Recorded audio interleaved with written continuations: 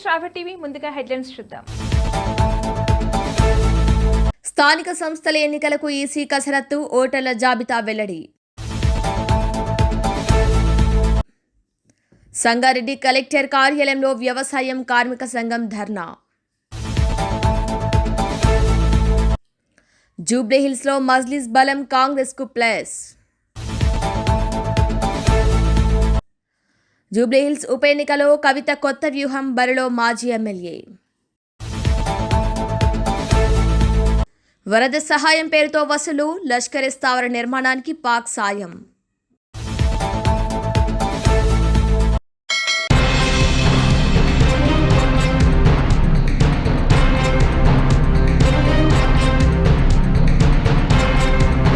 ఇరవై 26/11 ముంబై దాడుల కుట్రకు ఇదే కేంద్ర స్థానం. ఉగ్రవాదంపై పోరుడు, తమ నిబద్ధత గురించి అంతర్జాతీయ వేదికలపై గొప్పలు చెప్పుకునే పాకిస్తాన్ మరోసారి తన ద్వంద్వ వైఖరిని బయటపెట్టింది. పహల్గాం ఉగ్రదాడికి ప్రతీకారంగా భారత వైమానిక దళం జరిపిన మెరుపు దాడిలో నేలమట్టమైన లష్కరే తోయిబా ప్రధాన కేంద్రాన్ని పునర్నిర్మించుకునేందుకు పాకిస్తాన్ ప్రభుత్వమే నేరుగా రంగంలోకి దిగింది. ఈ సంచలన విషయం భారత నిఘా వర్గాలు సేకరించిన తాజా సమాచారంతో వెలుగులోకి వచ్చింది. ఈ ఏడాది మే 7న ఆపరేషన్ సింధూర్ పేరుతో భారత వాయుసేన పాకిస్తాన్లోని మురెద్గేలో ఉన్న లష్కరే స్థావరం మర్గజ్ తైబాపై ఖచ్చితమైన లక్ష్యాలతో దాడులు చేసి పూర్తిగా ధ్వంసం చేసింది. ఈ దాడిలో ఉగ్రవాదుల నివాసాలు, ఆయుధగారాలు, శిక్షణ కేంద్రాలు సహా కీలక భవనాలు నేలమట్టమయ్యాయి. అయితే ఇప్పుడు అదే స్థావరాన్ని తిరిగి నిర్మించుకునేందుకు పాక్ ప్రభుత్వం ఏకంగా 4 కోట్ల పాకిస్తానీ రూపాయలను కేటాయించినట్లు నిఘా వర్గాల నివేదిక స్పష్టం చేసింది. మొత్తం నిర్మాణానికి సుమారు 17 కోట్ల రూపాయలు ఖర్చవుతుందని లష్కరే సంస్థ అంచనా వేసింది. ఈ ప్రాజెక్టును లష్కరే సీనియర్ కమాండర్లు మౌలానా అబుజార్ యూనఫ్ షా కశ్మీర్ సాలిడారిటీ డే సందర్భంగా వచ్చే ఏడాది ఫిబ్రవరి 5 నాటికి దీనిని పూర్తి చేయాలని గడువు పెట్టుకున్నారు. కావాల్సిన నిధుల కోసం లష్కరే తోయిబా మరో ఎత్తుగడ వేసింది. వరద సహాయం పేరుతో ప్రజల నుంచి విరాళాలు సేకరిస్తుంది. గతంలో 2005లో వచ్చిన భూకంప సమయంలో కూడా ఇదే తరహాలో నిధులు వసూలు చేసి వాటిలో 80% నిధులను ఉగ్రవాద శిబిరాల నిర్మాణానికి మళ్లించినట్లు నివేదికలు గుర్తు చేశాయి. పాక్ సైన్యం ఐఎస్ఐ పూర్తి సహకారంతోనే లష్కరే పునరుజ్జీవం పొందుతుందని, ఇది ఉగ్రవాదంపై పాకిస్తాన్ అనుసరిస్తున్న ద్వంద్వ నీతికి నిదర్శనమని విశ్లేషకులు హెచ్చరిస్తున్నారు. 26/11 ముంబై దాడుల సూత్రధారులకు ఇదే కేంద్రంలో శిక్షణ ఇచ్చారు. ఒసామా బిన్ లాడెన్ కూడా గతంలో ఈ కాంప్లెక్స్లోని మసీద్ నిర్మాణానికి 10 మిలియన్ రూపాయలు ఆర్థిక సాయం అందించాడు. ఈ స్థావరం పునర్నిర్మాణం ద్వారా పాక్ గడ్డపై నుంచి భారత్పై మరిన్ని దాడులకు కుట్ర పన్నే ప్రమాదం ఉందని ఆందోళన వ్యక్తమవుతోంది.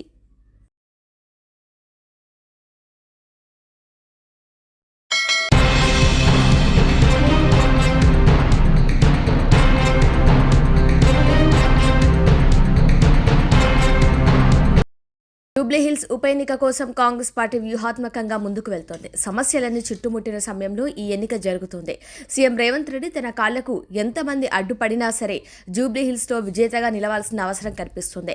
గెలుపుకు చాలా మంది క్రెడిట్స్ తీసుకుంటున్నారు, కానీ ఓటమికి మాత్రం బాధ్యత ఆయనొక్కడిదే. అందుకే వ్యూహాత్మకంగా తాను అనుకున్న ఎఫెక్ట్ వచ్చేలా రాజకీయాలు చేస్తున్నారు. సరిపోరు అనుకున్న అభ్యర్థులను దారి నుంచి తప్పించి తాననుకున్న అభ్యర్థికి ప్రోత్సాహం ఇస్తున్నారు.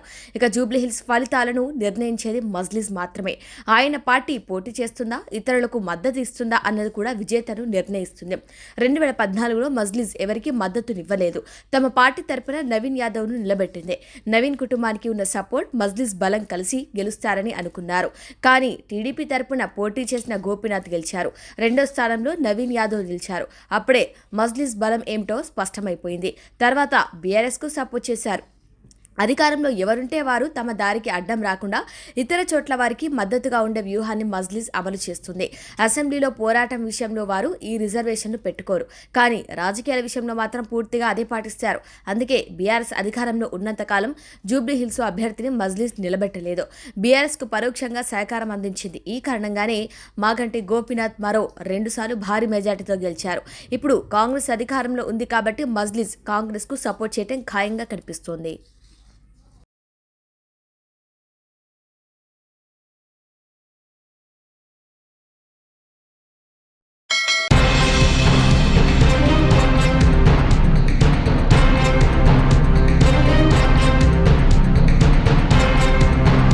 డిప్యూటీ సీఎం పవన్ కళ్యాణ్ కు సీనియర్ నటుడు సుమన్ కీలక విజ్ఞప్తి చేశారు. రాష్ట్ర పాఠశాలలో మార్షల్ ఆర్ట్స్ ను ప్రవేశపెట్టేందుకు కృషి చేయాలని కోరారు.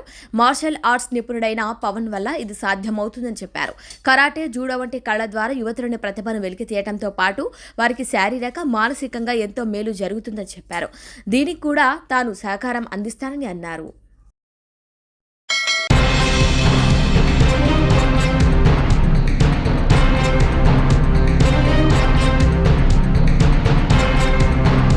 తెలంగాణ రాజకీయాల్లో ఆసక్తి రేపుతున్న జూబ్లీహిల్స్ ఉప ఎన్నికల్లో అనూహ్య పరిణామం చోటు చేసుకుంది. బీఆర్ఎస్ నుంచి సస్పెన్షన్కు గురైన మాజీ ఎమ్మెల్సీ కల్వకుంట్ల కవిత ఈ ఎన్నికపై పూర్తి స్థాయిలో దృష్టి సారించినట్లు తెలుస్తుంది. తన సత్తా చాటేందుకు ఈ ఉప ఎన్నిక వేదికగా మలుచుకోవాలని భావిస్తున్న ఆమె తెలంగాణ జాగృతి తరపున సొంత అభ్యర్థిని బరిలోకి దింపేందుకు సిద్ధమవుతున్నారన్న ప్రచారం జోరుగా సాగుతుంది. ఈ క్రమంలోనే జూబ్లీహిల్స్ మాజీ ఎమ్మెల్యే పి విష్ణువర్ధన్ రెడ్డి సోమవారం కవితతో భేటీ కావటం ఈ ఊహాగానాలకు మరింత బలాన్నిచ్చింది. దాదాపు అరగంటకు పైగా సాగిన ఈ సమావేశంలో జూబ్లీహిల్స్ ఉప ఎన్నికలో పోటీ సహా పలు కీలక రాజకీయ అంశాలపై వీరి మధ్య చర్చ జరిగినట్లు సమాచారం. జాగృతి నుంచి విష్ణువర్ధన్ రెడ్డిని బరిలోకి దించే విషయం దాదాపు ఖరారైందని రాజకీయ వర్గాల్లో చర్చ జరుగుతోంది. అయితే ఈ భేటీ అనంతరం విష్ణువర్ధన్ రెడ్డి మీడియాతో మాట్లాడుతూ ఇది కేవలం మర్యాదపూర్వక భేటీ మాత్రమేనని స్పష్టం చేశారు. జూబ్లీహిల్స్ పెద్దమ్మ తల్లి ఆలయం జరిగే దసరా వేడుకలకు కవితను ఆహ్వానించడానికే తాను కలిశారని, దీనికి రాజకీయాలు ఆపద్దించవద్దని ఆయన కోరారు. మరోవైపు బీఆర్ఎస్ నుంచి బహిష్కరణకు గురైన తర్వాత తనకంటూ ప్రత్యేక రాజకీయ వేదికను ఏర్పాటు చేసుకున్న పనిలో కవిత నిమగ్నమైనట్లు తెలుస్తోంది. ఈ ఏడాది బతుకమ్మ పండుగ సందర్భంగా ఆమె తన కొత్త పార్టీ పేరును ప్రకటించే అవకాశాలున్నాయని కూడా జోరుగా ప్రచారం జరుగుతోంది.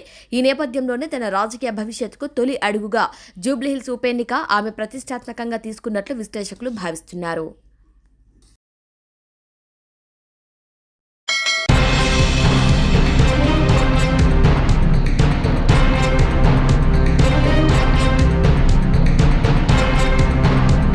తెలంగాణ రాష్ట్రంలో స్థానిక సంస్థల ఎన్నికల నిర్వహణకు ఎన్నికల సంఘం ఏర్పాటు చేస్తోంది. రాష్ట్రంలో గ్రామీణ జనాభా 1,95,00,00,000కు గాను ఓటర్లు 1,67,03,168 మంది ఉన్నట్లు ఈసీ వెల్లడించింది. ఈ మేరకు 5,763 ఎంపీటీసీ స్థానాల పరిధిలో ఓటర్ల జాబితాలను వెల్లడించింది. వీరిలో మహిళా ఓటర్లు 85,35,935 మంది కాగా పురుషులు 81,66,732 మంది ఉన్నారని పేర్కొంది. పురుషులతో పోలిస్తే 4 లక్షలకు పైగా మహిళా ఓటర్లే అధికంగా ఉన్నారని తెలిపింది.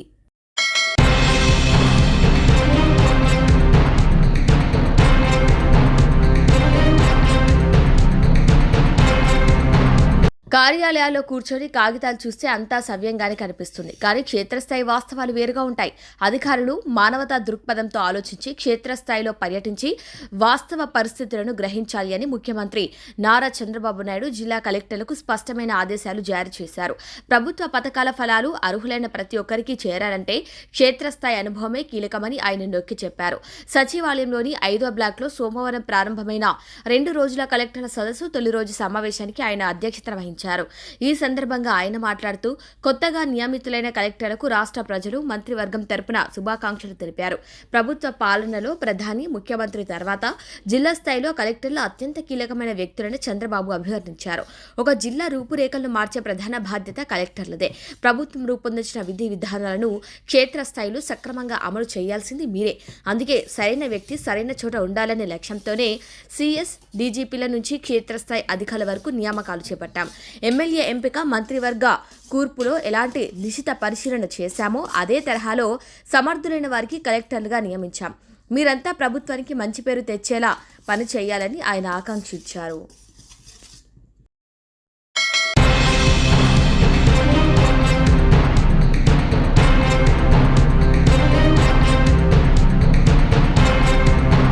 గుంతకల్ నియోజకవర్గంలో గుత్తి పట్టణంలో అనంతపురం రోడ్డు నందు శీతల ఫంక్షన్ హాల్లో నందు ఏర్పాటు చేసిన ప్రధానమంత్రి సూర్యఘర్ ఉచిత విద్యుత్ పథకంలో ముఖ్య అతిథిగా పాల్గొన్నారు గుంతకల్ నియోజకవర్గ శాసనసభ్యులు మరియు పార్లమెంట్ జిల్లా అధ్యక్షుడు, రాష్ట్ర కార్మిక సంక్షేమ శాఖ బోర్డు చైర్మన్ వెంకటేశ్వరుడు యాదవ్ ఈ కార్యక్రమంలో పాల్గొన్నారు. గుంతకల్ ఎమ్మెల్యే మున్నూరు జయరాం మాట్లాడుతూ ప్రధానమంత్రి ఏర్పాటు చేసిన సూర్యఘర్ విద్యుత్ పథకాన్ని ఆంధ్రప్రదేశ్ రాష్ట్ర ప్రజలంతా వినియోగించుకోవాలని తెలియజేశారు. ఎమ్మెల్యే మీ అప్పీడు మా అప్పీడు మాకు సూర్యుడు ఇస్తాడని మీరు ఆడవాళ్ళు ధైర్యంగా చెప్పుకోవచ్చు. చూడండి అమ్మ, మరి ఈ అవకాశం మంచిది.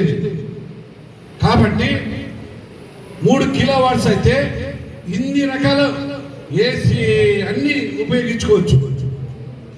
దాంట్లో 400 కిలోవాట్స్ మనకి ఉత్పత్తి అయితే 200 మనం ఖర్చు చేసిండామనుకో, ఆ 200 ఖర్చు చేస్తే మిగతా 200కి దాదాపుగా ₹2 చిల్లర అంటే ₹3 అనుకుందాం. అంటే అంత రాదులే, 3 2 6 600 అంత ఆవరేజ్గా 200 కిలోవాట్స్కి ₹600 మిగిలించుకోవచ్చు. అది మనకి మిగులుతాను. సరే, ఇంకో విషయము, మీరు మన ఇంటికి ఒక ఇల్లు యజమాని కట్టించుకునింటాడు. ఆ కట్టించుకున్నప్పుడు మనం సోలార్ బిగించుకునింటాము. ఆ సోలార్లో ఇంటికి అద్దెకి వచ్చింటాడు. ఆ అద్దె యజమాని మనకు బాడీకి ₹10,000 ఇస్తామనుకో, ₹10,000 బాడీకి ఇచ్చిన తర్వాత కరెంటు బిల్లు ఆయన కట్టించుకోవాలా, అన్ని విధాలా ఆయన కట్టుకోవాలా. ఎంత లేదన్నా ₹2,000 కరెంటు బిల్లు ఖచ్చితంగా ఒక ఇంటికి వచ్చే వస్తుంది. ఇప్పుడున్న పరిస్థితుల్లో వచ్చే వస్తుంది. కాబట్టి మనం అద్దెకి 10,000 ఇస్తుంటాం. కరెంటు బిల్లు నువ్వు కట్టే అవసరం లేదయ్యా, నా ఇంట్లో సోలార్ వేసుకున్నాను, అదనంగా ₹2,000 ఇవ్వాలంటే కంట్లు పుచ్చుకొని ఆయన యజమాని ఇస్తాడు. అంటే అప్పటికి ఎంత? ₹12,000. మనకు వచ్చేదంతా ₹10,000 మన పాడికి. మనం ₹10,000 మన ఇల్లు పాడు దుడిచేది కాకుండా ఈ కరెంటు కూడా మనకి ₹2,000 ఎక్స్ట్రా ఇస్తుంది. అంటే ఇది ఒక లాభమే, ఇది అవకాశం. అది అంటే ప్రతి ఒక్క యజమాని 3 కిలోవాట్స్ వేసుకుంటే ఇది మంచి అవకాశం ఉంటుంది. మీరు 3 కిలోవాట్స్కి ఖర్చు కూడా 2,15,000 అయితే ఆ ఖర్చు మీకు దాంట్లో కేంద్ర ప్రభుత్వం ₹78,000 వస్తుంది. మొత్తం ₹78,000 తీసేస్తే ₹1,37,000 కట్టాల. అది బీసీలు కానీ ఓసీలు కానీ కట్టాల. 2,15,000లో 78,000 కేంద్ర ప్రభుత్వం తీసేసిన తర్వాత ₹1,37,000 కట్టాల. అది ఓసీలు ₹1,37,000 కడితే బీసీలకి మన రాష్ట్ర ప్రభుత్వం ₹20,000 ఇస్తుంది. అంటే ₹1,37,000కి 20,000 తీసేస్తే ₹1,17,000 మనం కట్టాల. ₹1,17,000 మన జోబులో ₹10 లేకోకుండా మన జేబులో ఏముండాలా? ఆధార్ కార్డు ఉండాలా, కరెంటు బిల్లు ఉండాలా, పాన్ కార్డు ఉంటే చాలు. మనకి ₹1,17,000 బ్యాంక్ అప్పిస్తుంది. ఆ బ్యాంక్ అప్పిస్తే ఆ బ్యాంక్కి మనము నెల 1,000-1,500 కడతాం. ఆ 1,000-1,500 ఖర్చు కట్టేది 3-4 సంవత్సరాలకి ఆ అప్పు తెగిపోతుంది. అదే ఆ బ్యాంక్ కట్టేసామంటే అప్పు అంతా తెగిపోతుంది. అంటే 3-4 సంవత్సరాల లోపల ఆ ₹1,17,000 అయిపోతుంది. ఆ 3-4 సంవత్సరాలు అయిపోయిన అప్పంతా మరి మనకి ఎన్ని సంవత్సరాలు మనం ఆ కరెంటు ఉపయోగించుకోవచ్చు తెలుసా? దాదాపుగా 21 సంవత్సరాలు, 25 సంవత్సరాలు ఉంది. వీళ్ళు అప్పు తెగద్దా? 30 సంవత్సరాలా? ఓహో, 5 సంవత్సరాలు అప్పు కడితే 25 సంవత్సరాలు ఇక కరెంటు మిమ్మల్ని కట్టే పనే లేదు, అంతా మీకే తుడిచి పెడుతుంది కరెంటు. ఆ ప్యానెల్ వేసుకున్నప్పుడు మీకు ఆ గ్లాసులు ఏమైనా చెడిపోయినా, ఏదైనా రిపేర్ వచ్చినా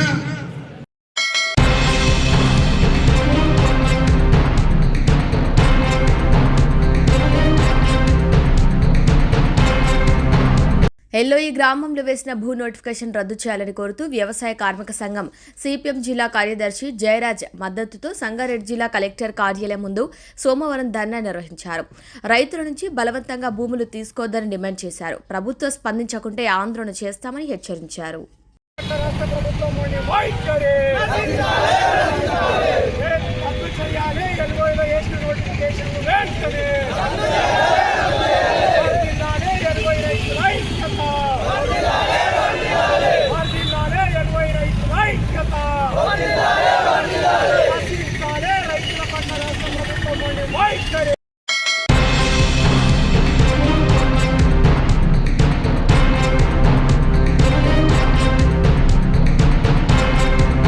బులెటిన్ హెడ్లైన్స్ మరొకసారి.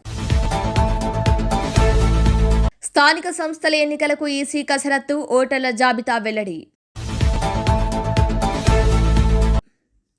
సంగారెడ్డి కలెక్టర్ కార్యాలయంలో వ్యవసాయం కార్మిక సంఘం ధర్నా. జూబ్లీహిల్స్లో మజ్లిస్ బలం కాంగ్రెస్కు ప్లస్. జూబ్లీహిల్స్ ఉప ఎన్నికలో కవిత కొత్త వ్యూహం, బరిలో మాజీ ఎమ్మెల్యే. వరద సహాయం పేరుతో వసూలు, లష్కరే స్థావర నిర్మాణానికి పాక్ సాయం. ఇవి వాళ్ళ బులెటిన్ అప్డేట్స్. కీప్ వాచింగ్ స్ట్రాబె టీవీ.